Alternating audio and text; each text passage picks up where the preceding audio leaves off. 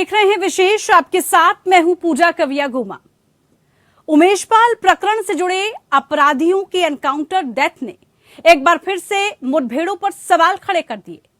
हर बार की तरह पुलिस कटघरे में खड़ी दिखी और कानून बेबस। आज हम एनकाउंटर के चलन को समझने की कोशिश करेंगे। एनकाउंटर शब्द पुलिस और अपराधियों के बीच भिड़ंत के लिए इस्तेमाल होता है। आमतौर पर दो तरह के एनकाउंटर होते हैं। पहला, जिसमें कोई खतरनाक अपराधी पुलिस या सुरक्षा बलों की कस्टडी से भागने की कोशिश करता है। ऐसे में पुलिस को उसे रोकने या पकड़ने के लिए फायरिंग का इस्तेमाल करना होता है। दूसरा, एनकाउंटर का वो मतलब होता है जब पुलिस किसी अपराधी को पकड़ने जाती है, वो बचने के लिए भागता है, पुलिस जवाबी कार्रवाई करती है। किसी अपराधी द्वारा पुलिस पर हमला करने पर भी पुलिस एनकाउंटर करती है। एनकाउंटर की स्थिति बनती है तो पुलिस अपराधी पर सीधे हथियार का प्रयोग करने से पहले उसे चेतावनी देती है। हवाई फायरिंग की जाती है। अगर वो नहीं रुकता तो उसे भागने से रोकने के लिए उसके पैरों पर गोली मारी जाती है। तब भी अगर स्थिति कंट्रोल में ना आए तो पुलिस शरीर के अन्य हिस्सों पर फायर करती है। संविधान में एनकाउंटर शब्द का कोई जिक्र नहीं है। आमतौर पर अपराधियों, आतंकवादियों से भिड़ंत के बाद पुलिस और सुरक्षा बल इसे एनकाउंटर कहते हैं। भारतीय कानून एनकाउंटर को सही नहीं ठहराता। हालांकि कुछ ऐसे नियम कानून जरूर हैं जो पुलिस को शक्ति देते हैं कि वो अपराधियों पर आत्मरक्षा में हमला कर सकती है। तब अगर अपराधी की मौत हुई तो इसे सही ठहराया जाता है। सीआरपीसी की धारा 46 कहती है कि अगर कोई अपराधी खुद को गिरफ्तार होने से बचाने की कोशिश करता है या पुलिस की गिरफ्त से भागने की कोशिश करता है या पुलिस पर हमला करता है तो इन हालातों में पुलिस पर अपराधी पर जवाबी हमला करने के लिए एनकाउंटर कर सकती है।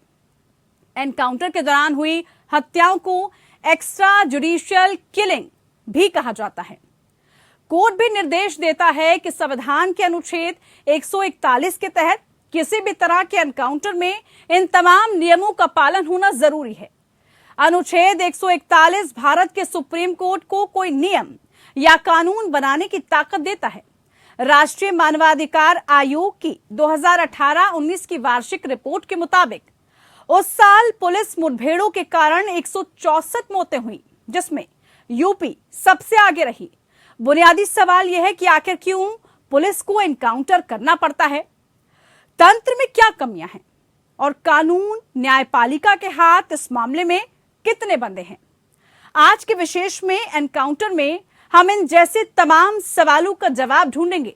तो शुरू करते हैं विशेष।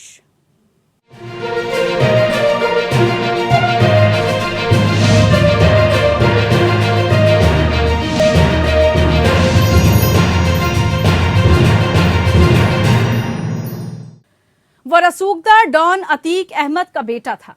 वो वांटेड बदमाश और शार्प शूटर भी था। लेकिन उसके अंत ने न सिर्फ उसके बाप के दिल को दहलाया बल्कि यूपी के तमाम गैंगस्टरों की नींद भी हराम कर दी।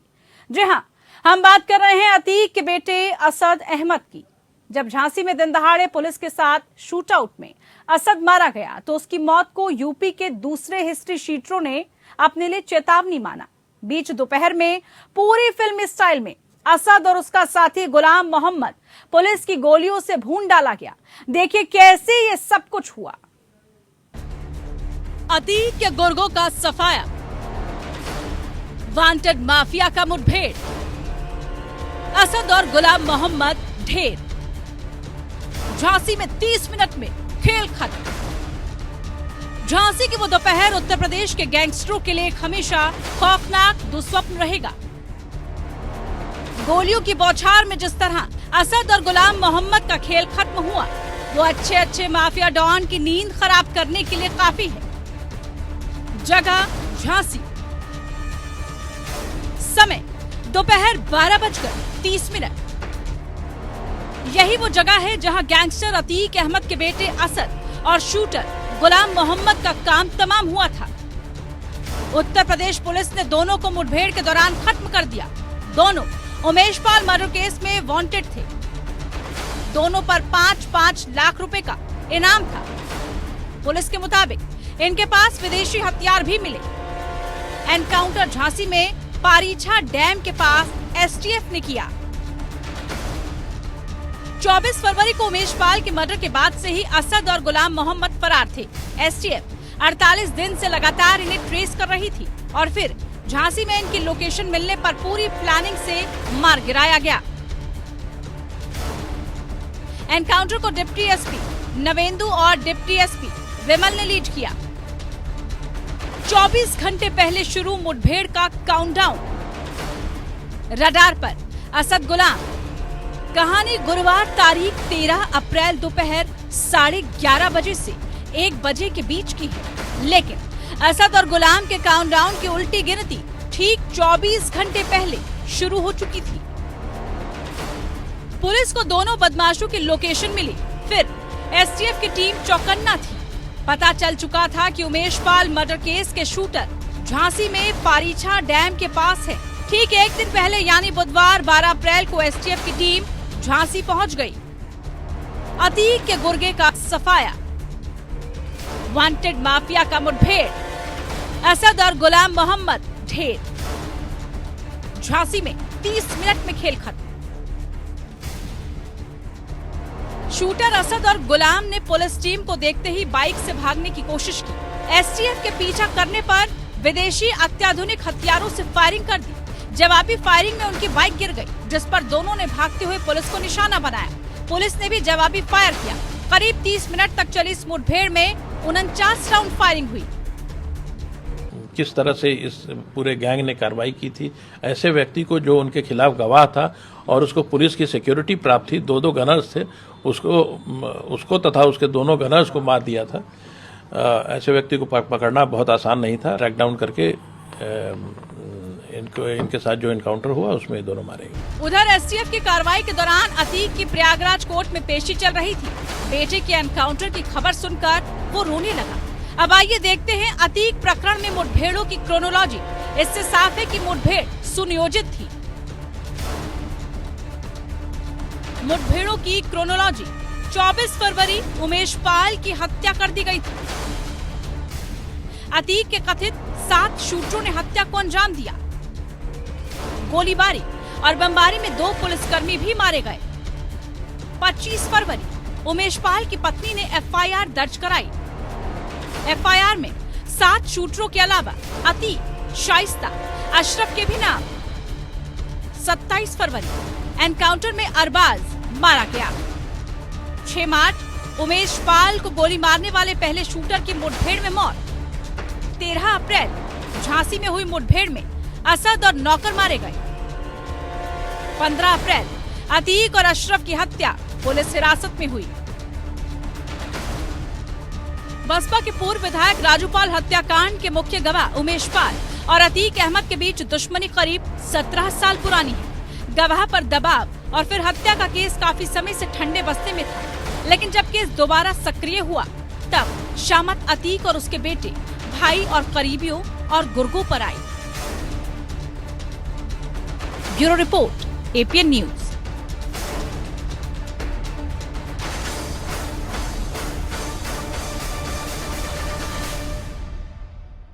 यूपी के लिए एनकाउंटर कुछ नया नहीं है। योगी सरकार की ओर से जारी की गई लिस्ट में 2017 से अब तक 183 अपराधी मुठभेड़ में ढेर हो गए। ऐसे में सवाल ये उठता है कि आखिर कौन वो अधिकारी हैं जिनकी अगुवाई में ये मुठभेड़ होते आए हैं। आइए हम बताते हैं यूपी पुलिस के उन जाबाज अधिकारियों के बारे में जिनका नाम सुनकर माफिया भी कांप उठते हैं और उन्होंने कई बदमाशों को मुठभेड़ में मार गिराया। ये अधिकारी गुंडे, बदमाश और माफियाओं के लिए किसी काल से कम नहीं हैं। उत्तर प्रदेश के एनकाउंटर स्पेशलिस्ट, गोलियों से गुनाह का खात्मा, माफिया का सुपड़ा साफ, यूपी के 6 जाबाज पुलिस वाले।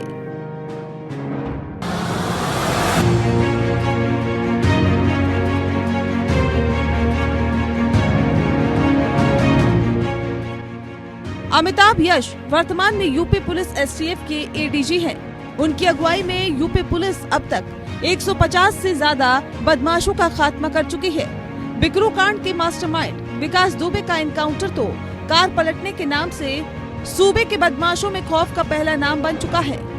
अमिताभ यश को कई माफियाओं को सफाया करने के लिए जाना जाता है। अमिताभ यश यूपी कैडर के 1996 बैच के आईपीएस अधिकारी है। उन्होंने दिल्ली के सेंट स्टीफन कॉलेज से ग्रेजुएशन की और आईआईटी कानपुर से पोस्ट ग्रेजुएशन की। उत्तर प्रदेश के encounter specialist IPS Deepak Kumar भी यूपी पुलिस के बहादुर अधिकारी हैं, जो अब तक 56 से भी ज्यादा बदमाशों को ढेर कर चुके हैं। दीपक काफी सख्त पुलिस ऑफिसर माने जाते हैं। वे वर्तमान में अलीगढ़ रेंज के डीआईजी हैं। इससे पहले वे अयोध्या, बांदा और लखनऊ में भी अपनी सेवाएं दे चुके हैं। दीपक 2005 बैच के आईपीएस अधिकारी हैं और बेगूसराय से आते हैं। उन्होंने बीए ऑनर्स से ग्रेजुएशन के साथ एलएलबी की है।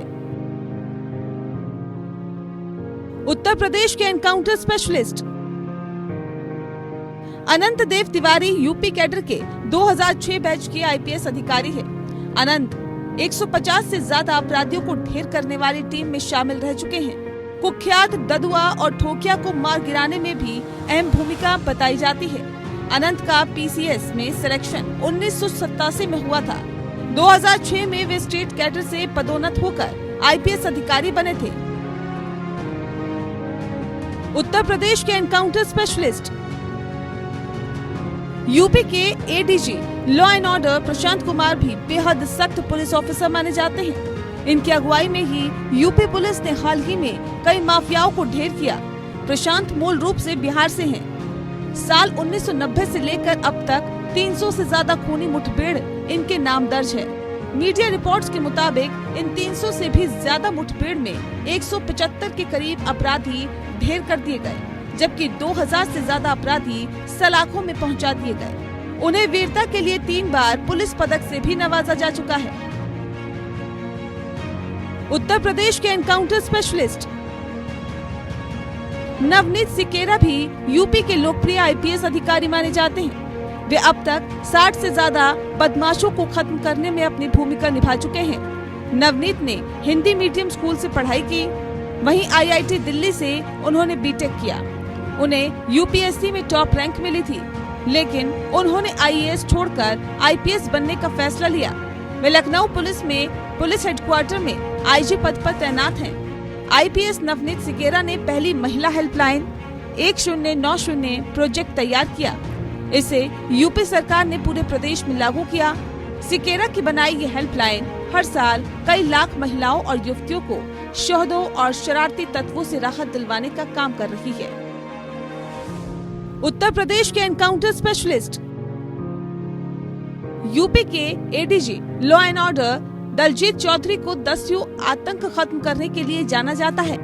5 बार गैलेंट्री अवार्ड पाने वाले चंद अधिकारियों में शामिल चौधरी ने इटावा और आसपास के इलाकों से डकैतों का सफाया किया। बतौर एसपी इटावा और फिर डीआईजी कानपुर रेंज के कार्यकाल में उनकी 60 से अधिक बार डकैतों के गिरोह से सामना हुआ।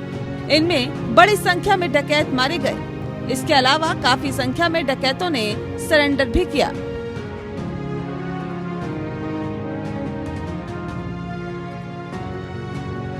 कानपुर का बिकरू गांव मुख्य शहर से करीब 40 किलोमीटर दूर, जहां अपराध की अपनी ही एक दुनिया थी और उस दुनिया का अकेला बादशाह था गैंगस्टर विकास दुबे। उसकी मौत की कहानी भी बेहद अजब गजब है। जिस तरह से दुबे का एनकाउंटर हुआ, उससे कई सवाल भी उठे। कानपुर में 8 पुलिस कर्मियों और अधिकारियों को मौत के घाट उतारने वाला विकास दुबे 9 जुलाई को उज्जैन पहुंचा था। वो चाहता था कि जैसे तैसे उज्जैन में 3 दिनों तक छिपा रहे। इस दौरान वो किसी भी माध्यम से अदालत में पेश होने की फिराक में था। वो महाकालेश्वर ज्योतिर्लिंग मंदिर में पकड़ा जाता और पुलिस जब उसे वापस ला रही थी, तब कानपुर के पास उसकी कार पलट गई और फिर भागने की कोशिश और एनकाउंटर। कैसे मुठभेड़ हुई और पुलिस कैसे आरोपों के कटघरे में खड़ी हुई, जानते हैं इस रिपोर्ट में।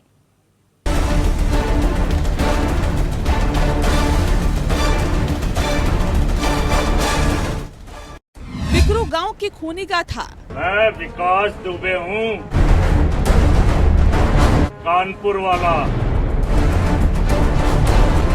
8 पुलिस वालों की हत्या,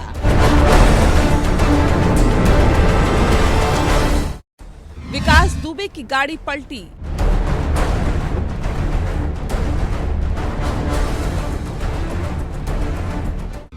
बीच सड़क पर दुबे का एनकाउंटर।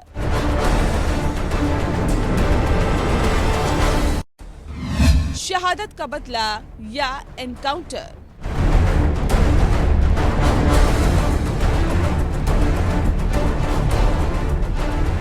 विकास दुबे उत्तर प्रदेश का दुर्दांत अपराधी। कल तक सियासी आकाओं का करीबी बना दुबे जब नासूर बन गया तब उसके मौत की घड़ी आ गई। बात 2020 की है। कोरोना महामारी के बीच बिकरू में आपराधिक महामारी का बोलबाला था। इस आपराधिक महामारी को जड़ से खत्म करने के लिए 2-3 जुलाई की दरमियानी रात सीओ देवेंद्र मिश्रा के नेतृत्व में पुलिस टीम ने बिकरू गांव में धावा बोला, लेकिन होने को शायद कुछ और ही मंजूर था। पुलिस विभाग के किसी विभीषण ने विकास दुबे को इस एक्शन की जानकारी पहले से देकर उसे सावधान कर दिया। बिकरू गांव में जैसे ही पुलिस पहुंची, गांव का नजारा हैरान करने वाला था। पूरा गांव अंधेरे में डूबा था। यहाँ पुलिसकर्मी ने विकास दुबे के छत पर टॉर्च मारी। टॉर्च की रोशनी जैसे ही बदमाश तक पहुंची, चारों तरफ से अंधाधुंध फायरिंग शुरू हो गई। दुबे के गुर्गों की फायरिंग में 8 पुलिस वाले शहीद हो गए। बिकरू गांव की खूनी गाथा, 8 पुलिस वालों की हत्या। घटना को अंजाम देकर वो भी बिकरू से फरार हो गया। पुलिस तलाश में जुटी रही। आखिरकार उस खूनी रात का सबसे खूंखार हत्यारा अमर यूपी के हमीरपुर में पुलिस की पकड़ में आ गया और पुलिस ने उसे एनकाउंटर में मार गिराया। इस तरह एक के बाद एक हथियारों को मारा जा रहा था, लेकिन विकास अब भी फरार था। घटना के 7वें दिन यानी 9 जुलाई को विकास कई राज्य घूमते हुए महाकाल के दरबार में उज्जैन पहुंच गया। चूहे बिल्ली की दौड़ खत्म हुई और 9 जुलाई को सुबह 8 से 9 बजे के बीच महाकाल के चौखट से विकास को गिरफ्तार किया गया। विकास दुबे की गाड़ी पलटी। बीच सड़क पर दुबे का एनकाउंटर। शहादत का बदला या एनकाउंटर। यूपी एसटीएफ की टीम उज्जैन पहुंची और सड़क के रास्ते विकास को लेकर कानपुर के लिए रवाना हो गए। 10 जुलाई को सुबह 6:10 के करीब जब विकास को लेकर टीम कानपुर में दाखिल हुई, कानपुर से पहले पड़ने वाले 12 टोल नाके पर मीडिया और बाकी गाड़ियों को रोल चेकिंग और सुरक्षा की नजर से रोक दिया गया। इसके करीब 20 मिनट बाद खबर आई विकास के एनकाउंटर की खबर। कानपुर के भौती गांव में पुलिस ने विकास को मार गिराया। पुलिस ने बताया कि विकास को लेकर जा रही गाड़ियों के काफिले के सामने अचानक गाय भैंसों का झुंड आ गया। इससे बचने के लिए गाड़ी असंतुलित होकर पलट गई। विकास ने परिस्थिति का फायदा उठाकर एक पुलिस वाले की पिस्टल छीनकर भागने की कोशिश की। भागते हुए विकास ने पुलिस वालों पर गोलियां चलानी शुरू कर दी। विकास की ओर से हो रही फायरिंग के जवाब और आत्मरक्षा में पुलिस ने उसे ढेर कर दिया। इस तरह 8 पुलिस वालों को शहीद करने वाले विकास को पुलिस ने उसके अंजाम तक पहुंचा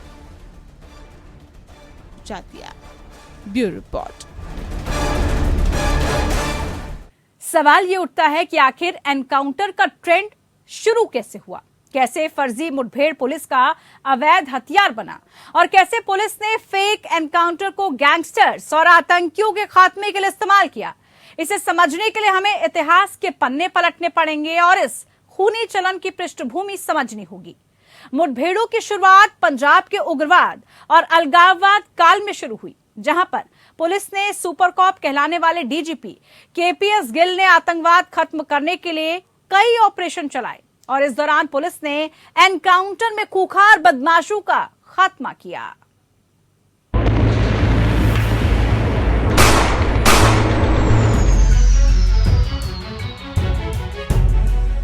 पंजाब 80 से 90 के दशक वाले उग्रवाद और अलगाववाद का सामना करने वाले ऐसे जांबाज पुलिस अधिकारी थे जिन्होंने पुलिसिया कार्रवाई की नई इबारत लिखी।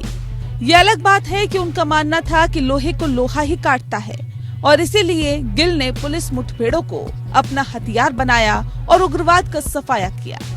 केपीएस गिल का पूरा नाम कंवरपाल सिंह गिल है। वे 2 बार पंजाब के डीजीपी रह चुके हैं। 80-90 के दशक में अलग खालिस्तान की मांग को लेकर पूरा पंजाब हिंसा की आग में जल रहा था। ऐसे में 1988 में केपीएस गिल को पंजाब का पुलिस महानिदेशक नियुक्त कर आतंकवाद का सफाया करने की जिम्मेदारी सौंपी गई थी। उन्होंने पंजाब से आतंकवाद खत्म करने के लिए कई ऑपरेशन चलाए। इनमें ऑपरेशन ब्लैक थंडर खास रहा। ऑपरेशन ब्लू स्टार के बाद 1988 में भी स्वर्ण मंदिर में 2 और ऑपरेशन किए गए, ऑपरेशन ब्लैक थंडर और ऑपरेशन ब्लैक थंडर 2। 9 मई 1988 को शुरू हुआ ये ऑपरेशन 18 मई 1988 तक चला। इसमें 41 आतंकी मारे गए। खास बात यह है कि इसमें सुरक्षा बलों के एक भी जवान की जान नहीं गई और न ही किसी नागरिक की। ऑपरेशन के बाद 67 ने सरेंडर किया, जबकि 43 एनकाउंटर में मारे गए। 1991 में पंजाब में हिंसा चरम पर थी, जबकि 5000 से अधिक लोग मारे गए थे। इसके बाद पुलिस और सेना ने कार्रवाई शुरू की और 1993 में मरने वालों की संख्या 500 से कम थी। इसके बाद 1988 में अमृतसर के स्वर्ण मंदिर में ही एनएसजी ने 2 और ऑपरेशन किए थे, ऑपरेशन ब्लैक थंडर और ऑपरेशन ब्लैक थंडर 2। 9 मई 1988 को शुरू हुआ ये ऑपरेशन 18 मई 1988 तक चला और अंततः आतंकवाद और अलगाववाद खत्म हुआ। यही कारण है कि गिल को पंजाब में चरमपंथ के खात्मे का हीरो समझा जाता था। इसी दौरान मीडिया में वे सुपर कॉप के रूप में चर्चित हुए। गिल ने भले ही एनकाउंटर के इस्तेमाल से पंजाब को शांत किया, लेकिन एक गलत नजीर भी पेश की, जिसका परिणाम आज हमारे सामने है। Bureau report.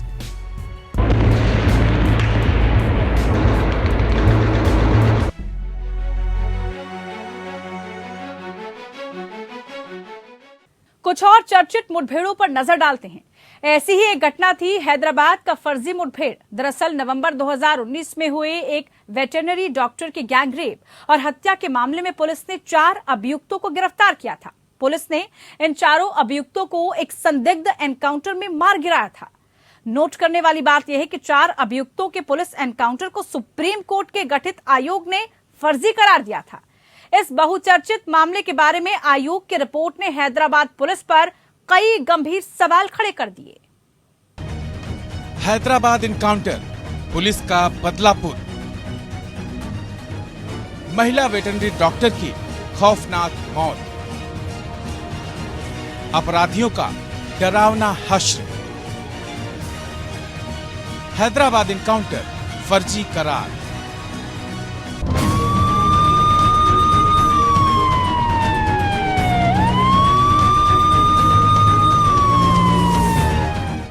हैदराबाद के चटनपल्ली का ये मंजर दिल दहला देने वाला था। इस हत्या की कहानी जितनी खौफनाक है, उतना ही डरावना आरोपियों का हश्र रहा। पुलिस को यहाँ 25 साल की महिला वेटरनरी डॉक्टर का जला हुआ शव मिला था। पुलिस ने जांच की और फिर दावा किया कि 27 नवंबर 2019 को महिला वेटरनरी डॉक्टर का अपहरण कर यौन शोषण किया गया और फिर बाद में उसकी हत्या कर दी गई। बाद में आरोपियों ने महिला के शव को जला दिया था। 4 संदिग्धों को पुलिस ने 6 दिसंबर को हैदराबाद के चटनपल्ली में उसी हाईवे पर कथित एनकाउंटर में मार गिराया था। तेलंगाना के हैदराबाद में लगभग 2 साल पहले गैंग रेप और हत्या के 4 अभियुक्तों के पुलिस एनकाउंटर को सुप्रीम कोर्ट के गठित आयोग ने फर्जी करार दिया था। इस बहुचर्चित मामले के बारे में आयोग की रिपोर्ट ने हैदराबाद पुलिस पर कई गंभीर सवाल भी खड़े किए। मारे गए 4 अभियुक्तों में से 3 नाबालिग थे। आयोग ने अपनी रिपोर्ट में कहा है कि पुलिस ने अभियुक्तों की जान लेने के इरादे से उन पर गोलियां चलाईं। आयोग ने एनकाउंटर में शामिल रहे 10 पुलिस वालों पर हत्या का मुकदमा चलाने की सिफारिश भी की थी। Bureau report. वो दिन शायद कभी नहीं भूला जाएगा। दिल्ली का बाटला हाउस गोलियों की आवाज से गूंज गया। दिल्ली पुलिस की स्पेशल सेल ने 19 सितंबर 2008 के दिन वहां धावा बोला, जिसमें 2 आतंकी मारे गए, जबकि encounter specialist inspector Mohan Chand Sharma वीरगति को प्राप्त हुई। इंस्पेक्टर शर्मा को मरणोपरांत वीरता पुरस्कार अशोक चक्र से सम्मानित किया गया। दोषी शहजाद अहमद को फरवरी 2010 में लखनऊ में गिरफ्तार किया गया था। दिल्ली की एक अदालत ने जुलाई 2013 में उसे आजीवन कारावास की सजा सुनाई थी। यह एनकाउंटर के सिक्के का दूसरा पहलू था, जिसमें पुलिस वाले भी मारे गए।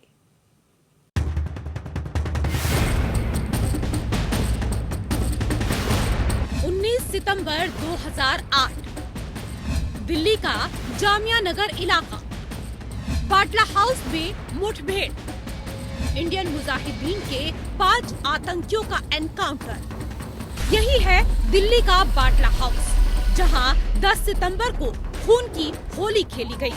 दिल्ली पुलिस की स्पेशल सेल को सूचना मिली थी कि इंडियन मुजाहिदीन के 5 आतंकी जामिया नगर स्थित बाटला हाउस के एक मकान में मौजूद हैं। पुलिस ने इलाके की घेराबंदी की और फिर शुरू हुआ गोलीबारी का जानलेवा दौर। इस मुठभेड़ में 2 आतंकी मारे गए, जबकि 2 आतंकी, जिसमें आरिज खान भी था, वहां से भागने में कामयाब हो गए। एक आरोपी को पुलिस ने गिरफ्तार कर लिया था। बाटला हाउस में मुठभेड़, इंडियन मुजाहिदीन के 5 आतंकियों का एनकाउंटर। ये पूरा operation Delhi police inspector Mohan Chandra Sharma के नेतृत्व में हुआ। शर्मा को एनकाउंटर स्पेशलिस्ट भी माना जाता था। इस मुठभेड़ में घायल इंस्पेक्टर मोहन चंद्र शर्मा की मौत हो गई थी। शर्मा ने अपने करियर में 35 से ज्यादा आतंकियों को मार गिराया था। इसके साथ ही 80 से ज्यादा आतंकियों को गिरफ्तार भी किया था। बाटला हाउस एनकाउंटर से पहले 13 सितंबर 2008 के दिन दिल्ली दहल उठी थी। राजधानी बम धमाकों से दहल गई थी। Karol Bagh, CP, India gate और ग्रेटर कैलाश में सीरियल बम ब्लास्ट हुए। इस बम ब्लास्ट में 26 लोगों की जान चली गई थी और करीब 100 से ज्यादा लोग घायल हो गए थे। दिल्ली पुलिस ने जांच में पाया था कि बम ब्लास्ट के पीछे आतंकी संगठन इंडियन मुजाहिदीन का हाथ है। इस ब्लास्ट के बाद 19 सितंबर को दिल्ली पुलिस की स्पेशल सेल को सूचना मिली थी कि इंडियन मुजाहिदीन के 5 आतंकी जामिया नगर स्थित बाटला हाउस के एक मकान में मौजूद हैं। इसके बाद पुलिस ने फ्लैट में छापा मारा। पुलिस को देखते ही आतंकियों ने फायरिंग करनी शुरू कर दी। दोनों तरफ से खूब फायरिंग हुई। इस एनकाउंटर के बाद देश भर में काफी हंगामा हुआ। शर्मा की मौत को लेकर देश भर में तमाम जगह पर विरोध प्रदर्शन शुरू हुए। तमाम नेताओं ने इस एनकाउंटर को फर्जी करार दिया था। राजनीतिक पार्टियों और मानवाधिकार संगठनों ने इस पूरे प्रकरण की न्यायिक जांच कराने की भी मांग उठाई थी। Bureau report.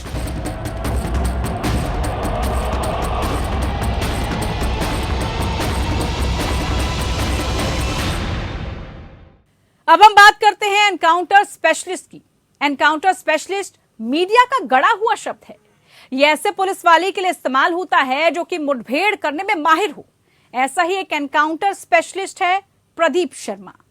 महाराष्ट्र के पुलिस वाले प्रदीप शर्मा की छवि एक एनकाउंटर स्पेशलिस्ट के रूप में तब बनी जब 90 के दशक में मुंबई के गैंगवार दौर में शर्मा ने कई खूंखार बदमाशों को मौत की नींद सुलाया।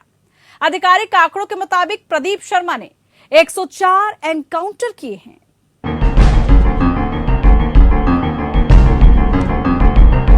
And remember, shoot to kill. गोली मार भेजे मैं।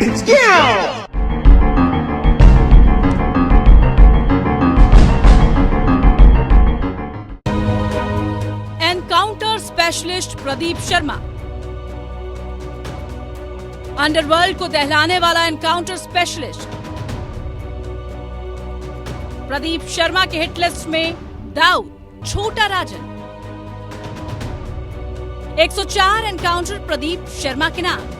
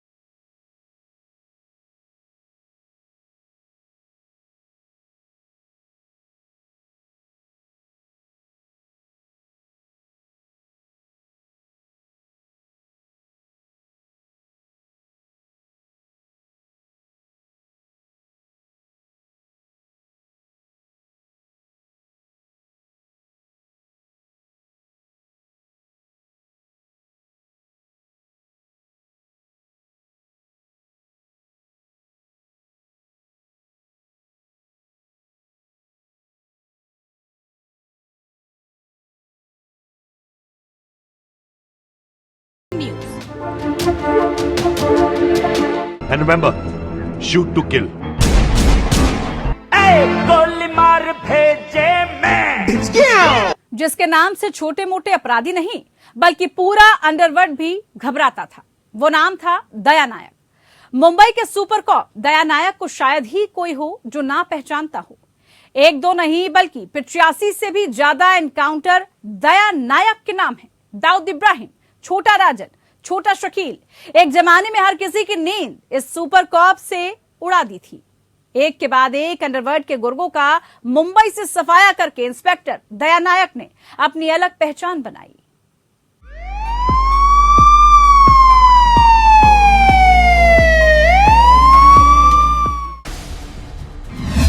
एनकाउंटर स्पेशलिस्ट दया नायक, जिसके नाम से कांपता था दाऊद। गैंगस्टरों का खलनायक दया नायक, वो ख्यातों पर दया नहीं। अब तक 80।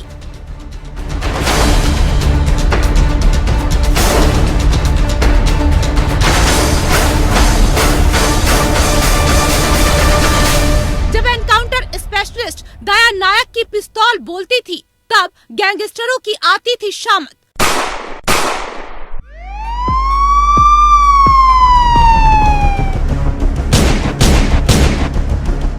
मुंबई में 80 से 90 के दशक में अंडरवर्ल्ड अपने पूरे उफान पर था। गैंग वॉर, अपहरण और जबरन वसूली के लिए कारोबारियों और फिल्म इंडस्ट्री से जुड़े लोगों को धमकी मिलना आम बात हो गई थी। हालांकि इसी दौर में कुछ ऐसे पुलिस वाले उभरकर सामने आए जिन्होंने अंडरवर्ल्ड जैसे नासूर की सर्जरी कर दी।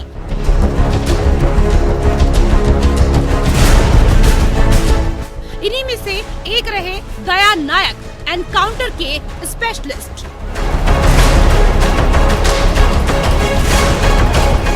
करियर के दौरान दया नायक ने 80 से अधिक गैंगस्टर्स को मार गिराने का दावा किया। कुख्यातों पर दया नहीं, अब तक 80। 90 के दशक में मुंबई में दाऊद और उसके गुर्गों का आतंक था। इसके अलावा छोटा शकील, छोटा राजन, अरुण गवली जैसे डॉन भी अपना फन फैलाए हुए थे। दया नायक की पहली पोस्टिंग जुहू पुलिस स्टेशन में थी। थोड़े ही समय में उन्हें क्राइम इंटेलिजेंस यूनिट में डाल दिया गया और एनकाउंटर स्पेशलिस्ट प्रदीप शर्मा के अंडर में वो काम करने लगे। 1996 में दया नायक ने पहला एनकाउंटर किया बबलू श्रीवास्तव गैंग के 2 शूटर्स का। ये तो बस शुरुआत थी। इसके बाद दया नायक ने पीछे मुड़कर नहीं देखा। आए दिन अंडरवर्ल्ड के शूटर के एनकाउंटर में मारे जाने की खबरें आती और नाम छपा होता दया नायक का। दाऊद भी दया के नाम से घबराने लगा था।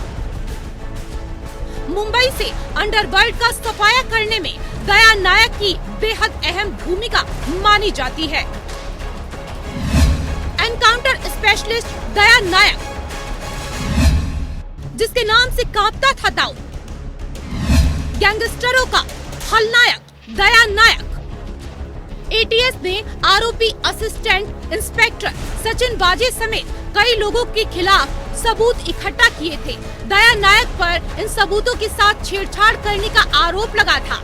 नायक एटीएस ने अपने समय के दौरान 2021 में ठाणे के व्यवसायी मनसुख हिरेन की हत्या की जांच में वो शामिल थे।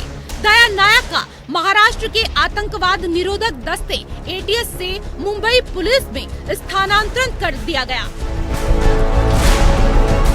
दया नायक का मई 2021 में भी एटीएस से ट्रांसफर कर दिया गया था। उन्हें एटीएस से पुलिस विभाग में गोंडिया जेल भेज दिया गया था। तब हिरेन मर्डर केस की जांच में दया नायक की भूमिका अहम थी। अपने लंबे करियर में दया नायक को काफी शोहरत मिली, लेकिन उन पर कई आरोप भी लगे। कहा गया कि अंडरवर्ल्ड डॉन छोटा शकील के लिए काम करते हैं दया नायक। दया नायक पर मकोका लगा। उनकी जांच हुई। 2006 में उन्हें जेल भी जाना पड़ा, लेकिन जांच में वो निर्दोष पाए गए। 2010 में उनके ऊपर से मकोका कानून हटा दिया गया और उन्हें वापस पुलिस में नौकरी मिली। Bureau report.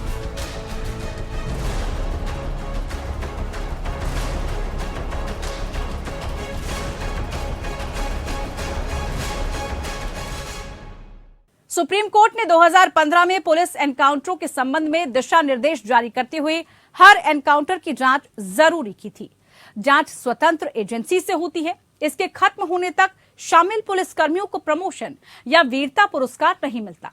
Supreme court guideline के मुताबिक सीआरपीसी की धारा 176 के तहत हर एनकाउंटर की मजिस्ट्रेट से जांच अनिवार्य। पुलिसकर्मियों को हर एनकाउंटर के बाद इस्तेमाल किए गए हथियार और गोलियों का हिसाब देना होता है। आइए इन दिशा निर्देशों पर एक नजर डालते हैं।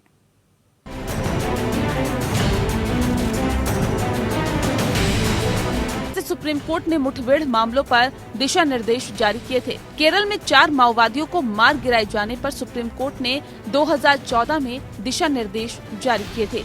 शीर्ष अदालत ने 2014 में PUCL बनाम महाराष्ट्र सरकार के मामले में पुलिस मुठभेड़ में हुई मौतों की घटनाओं की जांच के लिए 16 दिशा निर्देश जारी किए थे।